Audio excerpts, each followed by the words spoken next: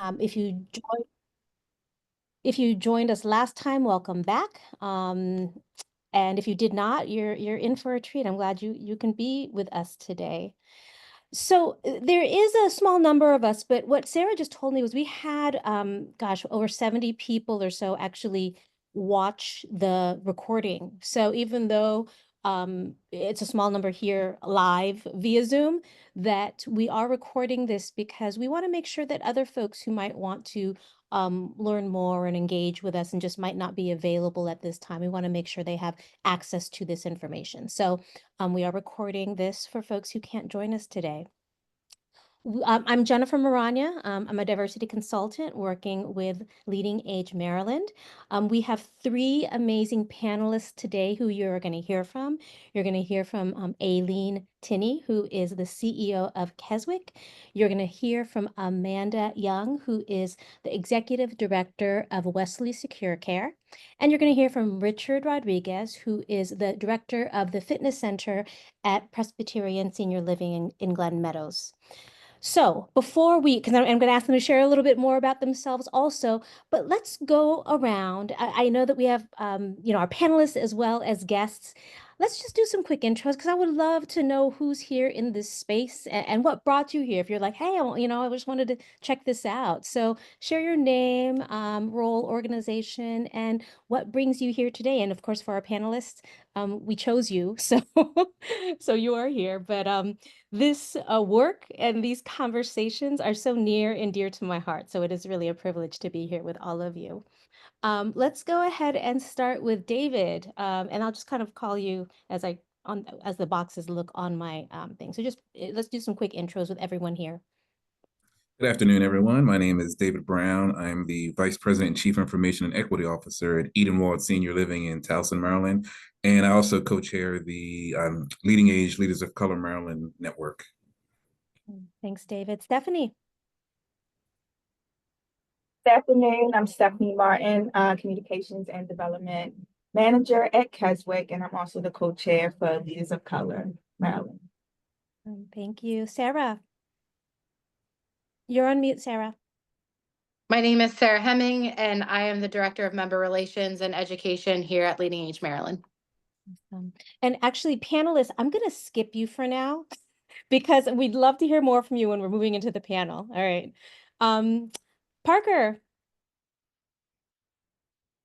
Hi, I am Parker Suttis, the Director of Culture and Belonging here at Broadmead. And I also I'll let him introduce himself. Yeah.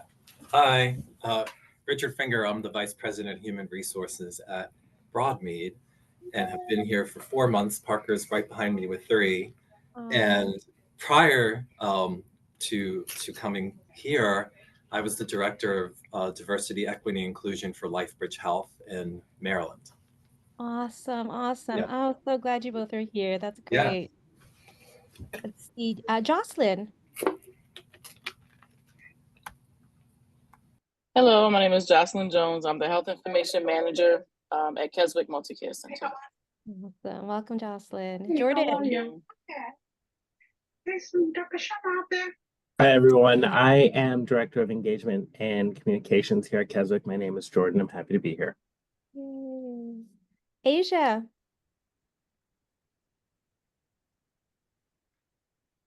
I'm sorry, can you guys hear me? We can hear you. Okay, sorry about that. This computer is not that advanced, but my name is Asia, and I'm a service coordinator at Weinberg Woods. Awesome. Welcome, Asia. Hi, Karen. Apologies for being late. Okay. Are we doing introductions? Quick introductions, yeah. Yes. So I'm Karen Schofield-Leka. I'm the Director of Philanthropy at Collington. We're a CCRC right outside of Washington, D.C. Wonderful. Welcome. Leisha.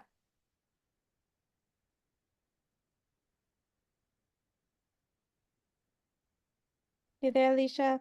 I'm here. I'm sorry. I'm trying to eat lunch. My name is Leisha Galloway, Vice President of Resident Services and Higher Education at Edenwald Senior Living. Awesome. Hi.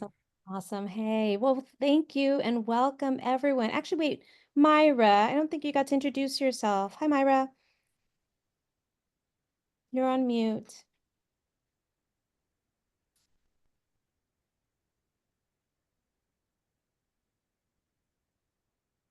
Hello? Yes, we can hear you now. Hello? Wait, did you introduce My yourself? speaker's not working nor my camera. If you can hear me, I cannot hear you. Oh, no. I apologize. I think I'm going to go ahead and log off Okay, and hopefully. because I can't hear anything that you're saying. Oh, darn it. Try All to right. log off and then log back in. Oh, she's talking to somebody else. If somebody can type in the chat to her to log off and then log back in.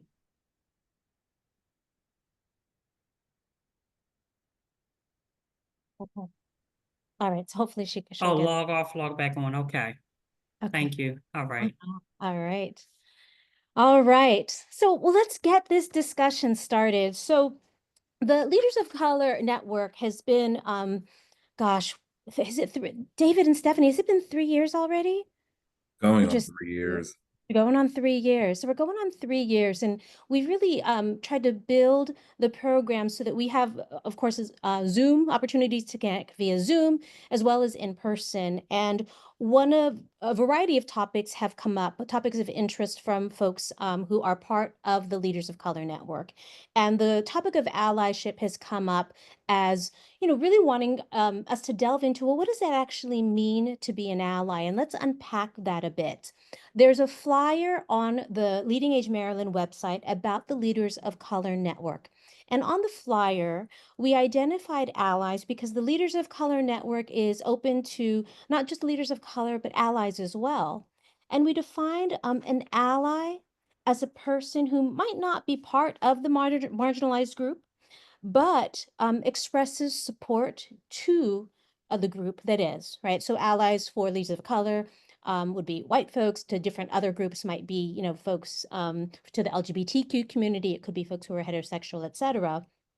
And we also mentioned that allyship is about using as much influence and power as you have to advocate for folks in underrepresented groups. As we were putting this panel discussion together, we decided to divide it up into 2 parts. We had part 1 in September and part 2 we've scheduled for today because we just knew how rich the conversation would be. And we really wanted to unpack the insights of folks who we identify as allies, who folks in the Leadership of Color Network who identify as allies. And we really wanted to hear from them.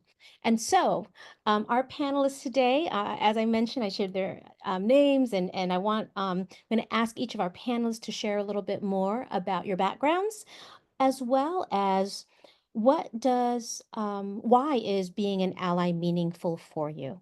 And Aileen, we're going to go ahead and start with you. How did I know that? Thank you, Jen. Hi, everybody. I am Aileen McShea-Tinney. I'm the president and CEO here at Keswick, and I've been in this role for a little over 3 years. I come from Catholic Charities and Keswick, worked for both twice, but Catholic Charities really I thought of a lot in preparing for this. It ties to what being an ally means to me and this entire topic. It's rooted in a vision of cherishing the divine within. And so I really have this perspective that's very much focused on the belonging piece and just recognizing the dignity of each person, no matter what. And then that organization also helped DEI and really pushed DEI be a more in terms of structure of the organization. So I think I brought that to Keswick to the best of my ability without even, as I said yesterday, thinking of the word ally, right? It's just my role in this seat and ensuring a sense of belonging. So we'll talk more, but that's sort of my view on the word ally and my role with it. Beautiful. Thanks. Thank you. Thanks so much, Aileen. Amanda. Yeah, so I'm Dr. Amanda Young. I am the executive director at the Wesley Inc. We operate Wesley Secure Care, which is currently the only continuing care at home program in the state of Maryland. And I've been with the organization now about 2.5 years. Previously, I was down in Charleston, South Carolina, operating a continuing care at home program there, as well as a independent living part of a CCRC. And so that was very interesting. It was a large organization, nonprofit, multi-site And so it was very different from where I'm at now. And I didn't have a lot of control. And they were also very sort of not willing to address DEI there. And it was a very different culture. And so coming from that to here, where I'm really able to instill that culture, has been really refreshing. I was trying to make some headway where I was in South Carolina with the help of my residents, with really big pushback from the C-suite and that multi-site organization. And so it was sort of frustrating to be in that environment. But it's always been, I think, meaningful to me to do what's right. And I guess I was sort of an ally before it was sort of, I feel like the term ally is sort of a newer term that's been coined. Like I've always sort of just observed things and, said, okay, well, that's not right. Like, and trying to point out things and sort of do the right thing. And so I've always tried to just really lift people up based on their abilities and not their skin color, or sexual orientation, ethnicity, those types of things. And so and I'm really empathetic, so I really try to place myself in other people's shoes, and that sort of gets me fired up. And sometimes I have to watch my mouthpiece. And so but I really try to advocate for those in those rooms where they are not, and try to lift those people up. Thank you. Thanks so much, Amanda. Richard. Good morning, everybody. Thank you for being here. My name is Richard Rodriguez. I'm the fitness director at Glen Meadows Retirement Community. I've been in this position for about 5 years now, actually 5 years next week. So, I think I share both Eileen's and Amanda's thoughts about being an ally. I think about it a little bit further, and being in the fitness industry for over 20 years, I always want to have a positive outcome for whoever I'm working with. So being an ally just means being able to use my position to positively affect other people, but also being curious about the individual. I've had a very unique opportunity to be able to travel around the world and experience different cultures. And I think at the basic, and on the basic level, we share so much more than we are different. There's much more similarities in individuals than there is differences. So, that being an ally just means finding those common goals. Wow. I love this. So I hope you all heard some of those threads between all three. Right. So Richard, I loved talking about that, finding those common goals and being curious. Amanda, you used the term empathy, which I think is so huge when we think about folks coming from different walks of life. And even though we might not fully understand what that is, there's ways in which we can find those connections, right? We can find, okay, if I were to be in someone else's shoes, what would that mean? And what would that look like? And Aileen bringing up really kind of this general mission that Catholic Charities had that really spoke to you. And I shared when I was at Broadmead the idea of sharing the light of God, seeing the light of God in everyone, that Quaker kind of philosophy, how that resonates as really, how do we really see each other, show up for each other, and you do what we can to support each other. So I love those threads. Let's talk about when kind of thinking back. And it sounds like for all of you, it's just who you are. But talk a little bit more about when did you first realize you wanted to be an ally? And actually, Amanda, we'll start with you. Yeah, like I said, I'm not sure, because when you sort of posed this question, I was trying to think, and I'm like, I can't remember a moment where it was like, oh yeah, I want to, be an ally and help other people. I've always sort of, like I said, observed things, or and been like, hey, like thought to myself, maybe quietly at first, like, hey, that's not right. Especially where and how I grew up. And probably, other white people can relate, like, especially, I mean, even in today's culture, especially just with the election, like my family, if I go home, it's like, I mean, my family is so racist. Like it's like I grew up in that environment, and it's still like some of the stuff that they say even today, like it was just Thanksgiving. And it wasn't even within the first 5 minutes that I was with my family that some comment came out that was incredibly racist. And it was just like, oh, like, and so growing up in that environment and knowing like, okay, like hearing those things like,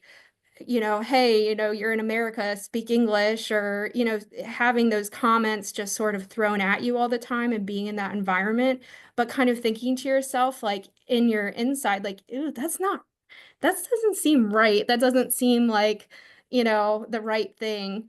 So I always kind of had that like inside dialogue as I was growing up, like even though my family and I was surrounded by all this sort of like hatred of people who didn't look like us, I kind of knew that that wasn't something I felt. And so it's so interesting when like my husband even says like I can't believe you and your sister came from the same family, because we're so incredibly different in those regards. So it's and then when I was in middle school and high school, I always had friends that looked so much different than me because I was so interested in just like learning about, their different cultures. And then I went off to college and I went somewhere much further than, my sister always stayed around home. So just getting different experiences and getting away, I think that helped just kind of get out of that sort of rut of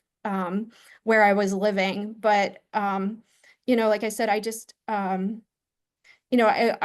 think for me it was always knowing that that wasn't right. And then as I grew and I became more mature, I am more confident.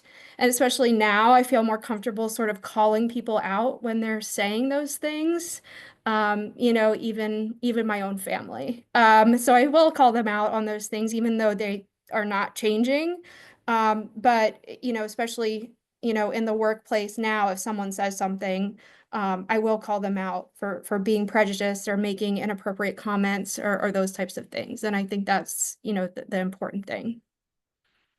Amanda, thank you for sharing that, especially coming off of Thanksgiving, and for everyone having whatever kinds of experiences they might have had with family or friends over the holidays. That what you shared really was, that feeling of always feeling that's not right. You could have easily gone the other way and been like, well, I guess that's the way it is, and I believe everything that that's being said here. So thank you for sharing those stories, Richard. I had an opportunity to think more about this question. And for me, I don't think I ever wanted to be an ally. I think it was just more of a natural progression of my personality and just my professionalism. So I started in the fitness industry about 20 years ago, and it was both a personal and professional journey and transformation. And it really gave me the confidence to speak out on certain things. Not only speak out, but also gave me the opportunity to make a positive impact on individuals. Being in fitness, we stereotypically try and focus on the physical transformation, but it's so much more than that. It's spiritual, it's cultural, it's emotional, it's psychological. So I'm always trying to be curious and trying to seek out ways to positively influence or positively change a certain situation. So again, I don't think I ever wanted to be an ally. I think it was just kind of a natural progression for me. Thank you. Thank you. And actually, as we were, for those of you joining us, as we were preparing and talking about this, the term ally, and Amanda mentioned this earlier, this term that folks didn't necessarily choose and say, I want to be an ally. Really, what folks have seen in you, for those we chose you as panelists because what we see and experience in you, has been that empathy and that listening and that awareness and that connection. And so, yes, there's kind of a term that we've connected with that. But to your point, Richard, I think it really is just kind of the experience, and not that I've said, I want to do this. It's just part of who you are. Amanda and Richard, you shared both of that. Both of you shared that. Aileen, what about you? I'm just still listening in my head to Amanda's comments and having been brought up in a very opposite household to yours, Amanda. Kudos to whatever inner voice you listen to all that time. Like the big Kennedy poster in my basement thing. So it's just a very different experience. But to answer the question, again, similarly, I don't think about the word, but the definition you gave earlier, Jennifer, around and your comments, Amanda and Richard, on what's right and just, carrying that through into whatever position of power or seat of authority. So just, I think, coming here in the seat as a CEO, seeing how things weren't being done, and taking action. And I would say my focus is often more on action than speaking. Although the words play out and things like mission, vision, values, our communications to employees, how I speak at orientation, but much more about like, what are we doing as an organization to ensure a sense of belonging? So thank you. Yeah, thank you, Aileen. And oftentimes actions do speak louder than words. So I appreciate your attention to that. All right, let's talk about examples of when someone was an ally to you, as well as when you were an ally to a person or a group. Richard, let's start with you. So when I started in this position in 2019, it was only a part-time position. And obviously then COVID hit and I was working full-time, but without the full-time benefits. So my biggest ally and biggest advocate was my direct supervisor, Gretchen Haas, who is our community life director. She really rallied behind me and really pushed to get me into a full-time role, because at the time this position had been part-time for many years prior to me being here. And within PSL, within our corporate structure, there's only a few fitness directors that are full-time employees. Most of our fitness directors are part-time. So this was a huge change within the PSL network. So she was courageous enough to rock the boat and really stand behind me to make sure that I got what I needed. So she was, my biggest advocate and biggest ally. As far as being an ally for someone or a group, I can't really think of any specific examples, other than the fact that I try and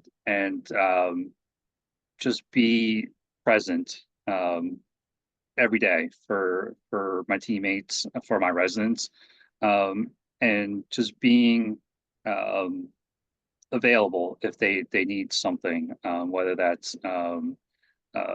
assistance or just somebody to lean on. I think that's one way that I can just be an ally to everybody. Thank you, Richard. Aileen. I'm going to go with the story of the people who were an ally to me that was sort of unexpected, given who I am and what I look like, and what they look like. So the two older white men were allies to me, I think, in affecting change towards creating a sense of belonging. at Keswick when some of you may know we have this space called the Recognition Walkway, and it all began when I was in our boardroom. I'm even before I was CEO, but it was a room filled with oil portraits of white men, one white woman, a former medical director, and it just never felt right given the makeup of our team, and that's where we were holding town meetings, etc.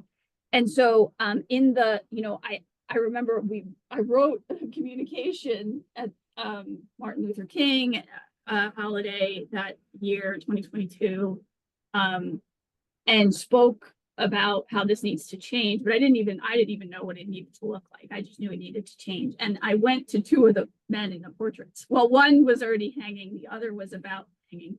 The other was about to be unveiled. And both of them with 25 years of service to Keswick as multiple things on the board, and the other with 60 years of service in various capacities, not only didn't create the barriers you might expect from someone who's like, oh, you're going to move my portrait, where are you going to put it? I want to be next to so-and-so.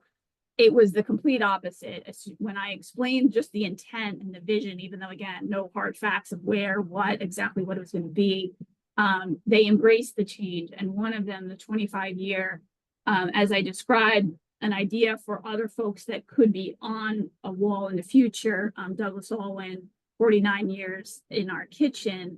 That is who Craig Horner wanted to be next to, versus the myth here, which was Craig Horner has to be next to his mentor, the third white guy, Patrick Deering. We had created that, expectation, and it wasn't true. And so a couple things there is just like your allies are you don't necessarily know what people are thinking, what they believe, and what they want. And so you have to have those conversations, and it again could have gone a completely different way, but they were assets in the process. And anyway, it was great to prepare for this because I had never thought of it that way before. So thank you again for the questions. And what about when you've been an ally?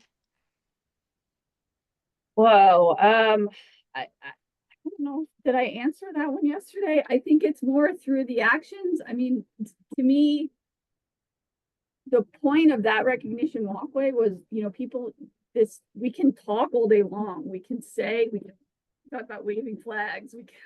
But being able to walk down the hallway at Keswick and see people that look more like you, to be very basic, but just not just the physical, but the roles they play, the jobs they have, the departments that they're in, like all of this is part of belonging. And it's part of what we have to remember when we're trying to figure out, communicating with all those different groups and how to, because if we're not, then we're not being inclusive and, all of those things. But that gets at all the systemic change that I'd like to see happen, which is another question probably. Thanks, Jen.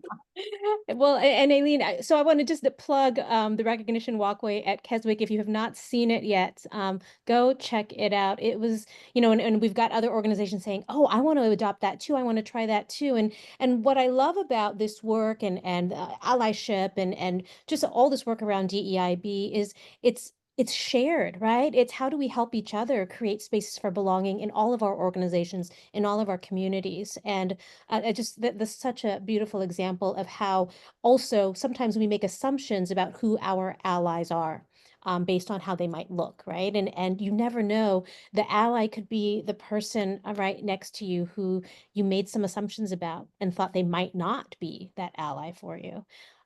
So anyway, kudos to the recognition walkway, to your initiative of that, Aileen. And this is the thing too, what I'm hearing from you is you weren't looking for kudos and let's pat Aileen on the back or whatever. You just did it because you knew it was the right thing to do. And I think when we're talking about allyship, it's that humbleness of just doing what you know is right and not expecting that, well, I'm going to wave a flag because I want people to see this, right? It's like, no, I'm doing the work. So that what you feel and experience in this space is a sense of belonging. Thank you. And kudos to Stephanie Martin, because yes, it was a huge team effort, but she was a big help. Thank you. Absolutely. Yay. Amanda. Yeah, well, I think when someone was an ally to me, I think of just all the great mentors that I've had. I mean, just so far along the way, and especially you know, w- like with me sort of being on the younger side in a leadership position, sometimes that's very important because I've had, a lot of other people in leadership positions sort of question my abilities as a leader. Well, can she do this position? She's too young to be in that role. And so I've had a lot of great mentors stick up for me and say, age does not infer, competency at all. She is, certainly capable of doing that. So I have to really, give it to my one mentor, Melanie, for really sticking up for me when I wasn't in the room and other people were, and people were questioning my ability to do a role based on my age. And so, that to me has been, something I always remember. And something I always remember too is I'm looking at also candidates, because I hear that all the time as people are like, well, I don't want someone who's fresh out of school.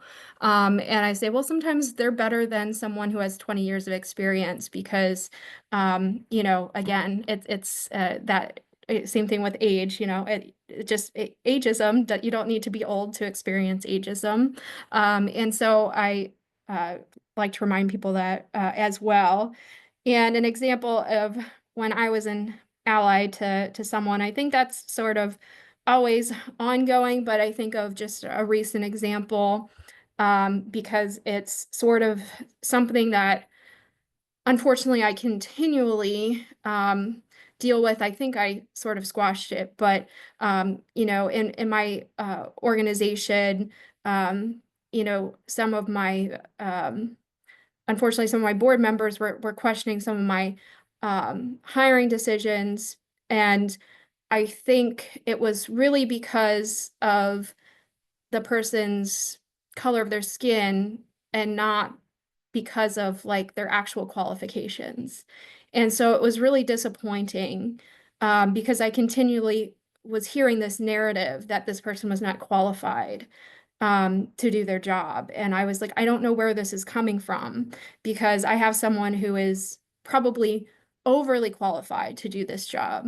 And so it was really, to the point where I had to have a larger conversation with my entire board and say, listen, if you're questioning this, then you're questioning my competency to make this decision. And so I also sort of brought up the whole, this is what I'm thinking is happening. I hope it's not, but this is what I'm deducting because here is what is like the industry standard for hiring for this position. And this is when I was hired for this position, my qualifications. And so it's very sort of, disheartening that I had to have that conversation at that level. And I still sort of have to continue to sort of hear small comments about it, but I continue to support my staff. And so, but I always have to also acknowledge that not only some of my board members have those feelings, but some of my clients and our members, and I know residents will have that feeling too when you put someone, a person of color, in a leadership position, that they're going to have those same sorts of, is this person qualified or not, just because of the color of their skin. And so, how you approach that situation and address that situation is very important. Well, thank you. Thanks for sharing those examples, Amanda.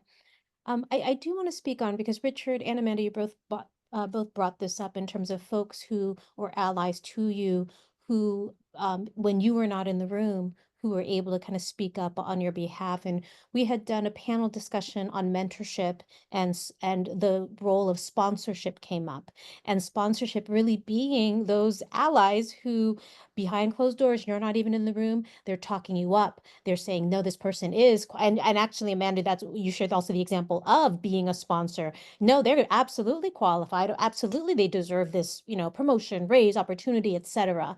And how powerful your voice is as an ally to folks who, if are not in the space, and where other folks might not see the gifts and the talents and all that they have. So thank you for bringing those examples up. All right, so let's talk about challenges. Challenges you faced as an ally, and when I Aileen the other day was like, because the other question is, how have you overcome these challenges? She's all, I don't know if we've overcome them, but they're challenges nonetheless. So let's talk a little bit about challenges. Amanda, let's start with you. Well, I think sort of what I was just talking about is the challenges that there's still crappy people out there. Like, people suck. I mean, that's like the reality of it. Like it, and so we can't be I guess naive to that as white people, like, just because we don't experience these things, that it doesn't occur, right? So as allies, we know that, right? Because like we're realizing that, but it's other white people might not, because they're in their own little bubble. And especially the people that we serve, our residents, right? A lot of them, especially if we're in a CCRC, majority of them are white. So they're in their own little bubble. They're not paying attention to, most of them, what's going on in the world. But it's happening. And so when we bring some of these things up to them, sometimes it's just a challenge to get other people to accept that it's an issue, like it's a real issue.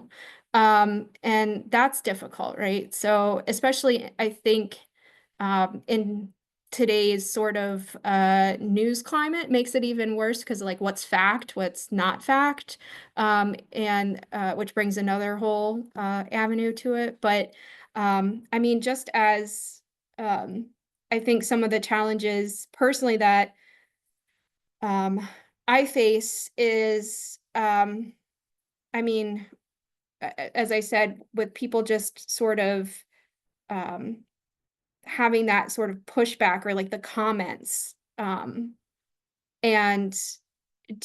continually dealing with those people who are making the inappropriate comments. And I'm not sure how we continue to overcome those challenges, especially when, majority of our boards are usually whites, older men, right? Unfortunately, been trying to do better diversifying that, but they say really inappropriate things, and it's been a challenge to really overcome that, because they're not too open to changing their ways. So it's like, as if Aileen was saying, I don't know really how we overcome that challenge, because I feel like part of the board education that I try to bring is in sort of that diversity, equity, and inclusion, but it's not like sinking in. I don't know, I don't know how to get it to penetrate and sink in with them. And because those comments continue to come out of their mouth, like I just and so how do we get over that? I don't know. Especially when I want to bring on more diverse people to our board, and how do I do that? And then I've got some 80-year-old man who's going to make some really inappropriate comment. Yeah. So if I had all the answers, I would probably not be facilitating this conversation. I'd be like a millionaire somewhere else. And so you bring up some really good points about the nature of kind of the culture in many of our organizations and how do we address that? And I think it's really just for, at least for, in my opinion, it's really continuing this conversation in this work. And what happens, and this is what I found in what, and maybe some of you have found too in your communities, is there are times when a resident or someone will over time disclose, oh, they have a granddaughter. It becomes personal. My granddaughter married someone who's African American, so they start, and then it's like, you kind of wake up to it. So what happens is sometimes it's those personal experiences and contexts and connections, and that no matter what we say, guess what? Yeah, it might not come through, but you just never know who might touch, folks in our, sphere in different ways, or how we might, say something that might just kind of get in there and be that light bulb. You just never know. So anyway, Aileen, let's go to you, because I love how you said, I don't know if there's overcoming, but let's talk about it. I mean, I'm honored that we were chosen, right? Like, as we said, we didn't raise our hands and say, hey, I'm an ally. I'm thinking about Amanda's comments and like that recognition walkway. Our board observed that, walked through that. They weren't asked permission for us to do that. And so it was a way for us to kind of reframe our board members' views of what's important at Keswick. So I would just again bring up, action or visual. There are ways to help affect that change, because sometimes it ends up being talking at, because it's not landing. So multiple ways to try to bring a message through. And the challenges that we talked about yesterday is like, and this is true for any leader or someone in my kind of a seat, it's affecting change and pacing that change across many stakeholder groups. It's like, how do you take what was in my head using the recognition walkway and like carry that through, or anything else? And part of that with this topic, and in recent years, most recent, there's a lot of positive energy and desire to make good change. And knowing that I'm open to this topic, there's sometimes people who expect me to say, oh yes, my example yesterday was put the pride flag on the flagpole in front of Keswick. And I had just started here, and I described Keswick as a quiet organization on these topics.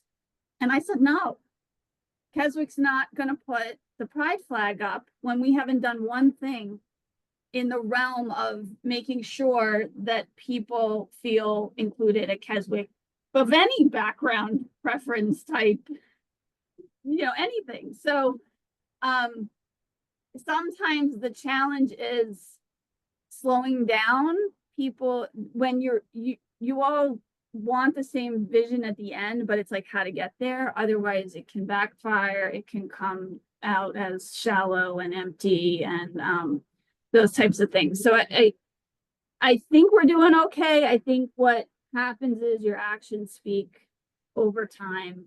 And hopefully the team sees that this is important, and we're doing things to create a greater sense of belonging, even if we're not just doing a lot of flag waving at every opportunity. So I'll let that be my answer. Thanks. Yeah, and thanks for that reminder, Aileen. That really is a journey. It's not one and done. It's not going to change overnight. It's a journey that we're on, and we have to be just very mindful, intentional, and thoughtful about the fact that also our organizations are different too. So some things might work in our organization, but that might not work somewhere else, and vice versa. So being mindful of that too. Richard. So I had a chance to think about this question a little more as well. And I think that one of the biggest challenges is the buy-in, so to speak. I have a unique position where I have the respect and the trust of my frontline workers, the ones that are really in the trenches working day in, day out. But I also have earned the respect of our senior leadership team, our corporate team. So we get a lot of these initiatives, directives from our corporate office, and the challenge is getting our frontline employees to buy in to those initiatives, the culture changes, the recognition, things like that. A lot of the employees feel like this is just another initiative. There's no teeth behind it. And then from the corporate side, they feel that there's a lack of interest from our frontline team. So I think the levels of frustrations from both sides is a challenge, and that's something that we're still working on. There's a lot of initiatives that started off strong and then kind of just fizzled out. We just need to do a better job in making sure that those initiatives are working and are in line with our missions and values.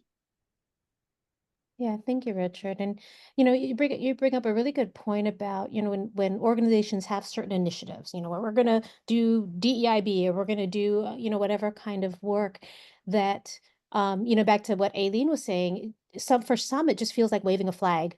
And when you're waving a flag, it doesn't have the meaning behind, wait, is this organization really ready for change? And committed to change? Because maybe some of the lack of buy-in is folks who they haven't seen it. They've worked there for how long and just haven't seen it. And so how am I going to buy into something that the organization wants to do? But guess what? I'm not feeling that they're ready for the deep,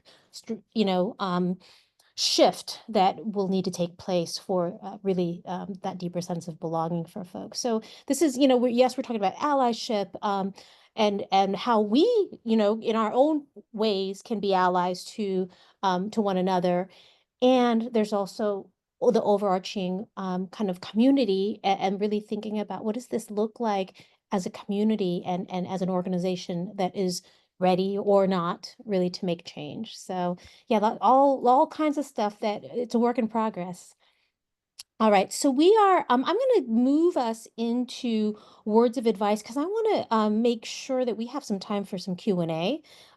So, because the question was around kind of continuing to practice being an ally, and what all three of you have already shared was you're doing it, you're in it, you're practicing it, and on a day-to-day basis, you're having the conversations, you're doing the work, and once again, it's not just waving the flag, it's really doing the underlying work of allyship. So let's talk about words of advice. What words of advice would you give to others who want to be better allies? And Aileen, we're going to start with you. I think you used the word thoughtful, and I said this to Stephanie yesterday in its truest sense, being thoughtful about what you're doing in this space, and humility, recognizing that none of us know what we don't know, to not be presumptuous, and just stay humble. Thank you. Yeah, Amanda. Yeah, I think that it's okay to be uncomfortable and having conversations. And then, also I think, for me, personally, it's all about being open and having, I always have open door policy and being welcoming, yourself. I think that says a lot too in creating culture. I think that for me, that it's, I say it's okay to ask questions and make statements that make other white people feel uncomfortable. I think that's important. Oh, thank you, Amanda. Richard. I guess for me, it's build a strong foundation for yourself. Continue to educate yourself, learn, be curious, seek out the advice of others, and pay it forward. Not to diminish anybody's experiences, but I always try and have a positive outlook and a positive outcome. I read a book once, and one of my biggest takeaways was that the words that you tell yourself have have meaning. For example, the author uses the words have to and need to versus I choose to, or I get to, or I want to, simple as, I have to go to work. No, you don't. You get to, you choose to. So it's just those reframing certain words. So the more when you work on yourself, that's just going to give you the opportunity to affect change in everybody else. Thank you. Thank you. And, as you were saying that, it made me think about how being an ally is a choice that we get to make. It's it's something that we get to do, like it's not just like, oh, I have to, right? It's a choice, it's a desire, it's something intentional and meaningful. And I thank all of you for sharing your stories around allyship and what that means and looks like to you, and all the examples that you've shared about how that's played out in your life at work and beyond. So we have a few minutes to delve into some questions from our folks here. Would love if folks have any questions for our panelists, questions, comments. You can just it's small enough group, you can just take yourself off mute and say a little something. I have a quick question, and I'm Yeah, just go ahead, curious. Parker. Thank you so much. I a quick question. So in terms of, I think in the aftermath, in the wake of the aftermath of George Floyd, I think the conversation got amplified in terms of allyship. Then there was a counterpart to that question in terms of allyship and being an accomplice, right? The transition from being an ally to being an accomplice. Particularly, it's one thing to stand in the gap, right?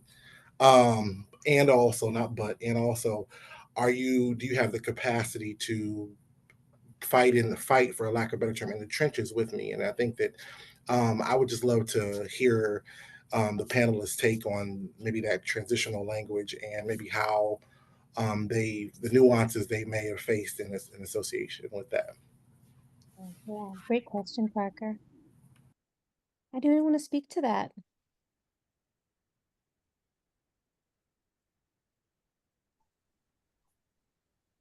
I just had a comment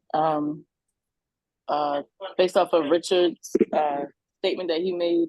I really appreciated it when he said the staff feels there's no teeth behind these initiatives, and then you have corporate that feels that there's a lack of interest. I really see that it's like a divide, but I think people need to be willing to come to the table, pull down that wall, and really see what the other side, where each side is coming from, so that you can move forward.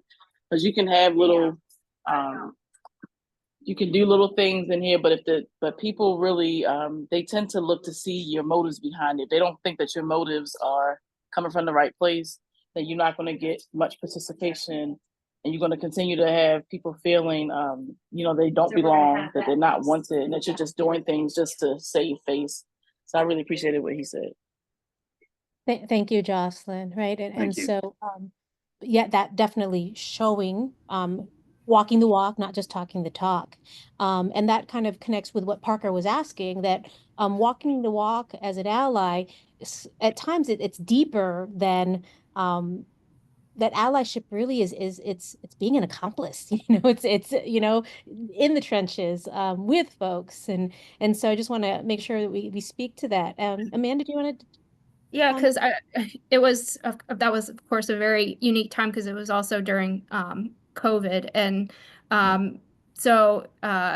and this was also the time that I was down in South Carolina. So just kind of wanted to talk about that, because it also was unique, because that sort of situation was definitely like a grassroots sort of initiative, where it was the residents and the frontline staff that was like, coming to us and saying like, why is upper management and corporate silent on this issue? Because that was very frustrating to them. And it was also, I just to give you a brief sort of vision on what that community was like. So not only are we in Charleston, if you drove onto that campus, you drive on, you would see our residents all white, no Black residents. They'd be in their all white attire playing croquet. And all of our staff that was dining and like in the nursing home, assisted living, most probably 92% were all Black. And so it was very much like you were driving down on like a plantation. Like that's what it felt like. That was definitely like not like that. It was the vibe that you got when you were on that. And people would say that when they would come and visit.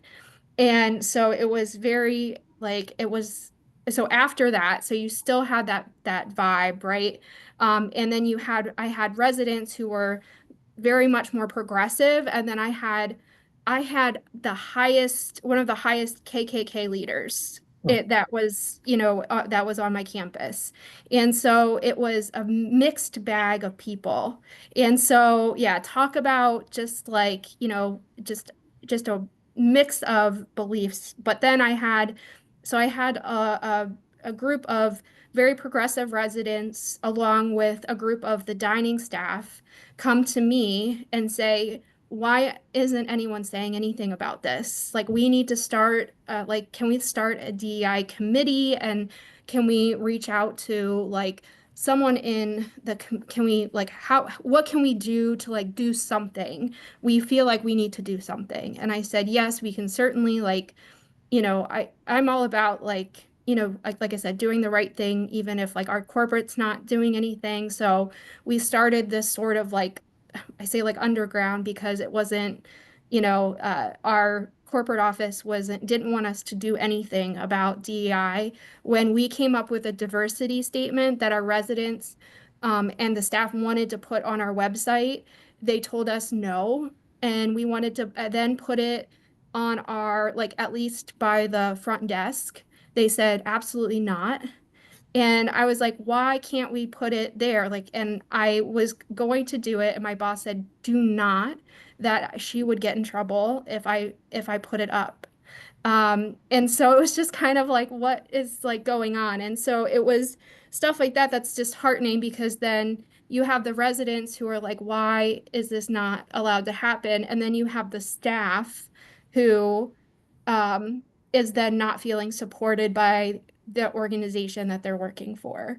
And then here I am, who's sort of in this mid-management position, who I'm kind of stuck. And so I kind of take it to a point where just enough so that, I don't want to get my boss in trouble because she's a nice lady, but you know what I mean? It was just an unfortunate, and it's part of the reason why I didn't want to be in that organization anymore, because it wasn't the right fit for me. Cause, that's like, and I have a feeling it was because they probably were afraid they were going to lose a lot of their donors, if they did that.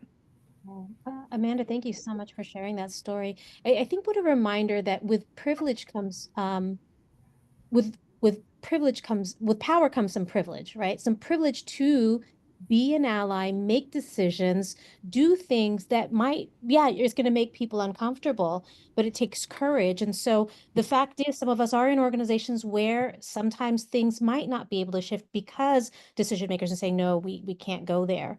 And so I want to leave us with recognizing the power that we have in the places that we are at currently, to be those allies and whenever we can be those accomplices to the work. Right? It doesn't have to be that, oh my gosh, nothing's going to ever change. How do we continue to make change, right?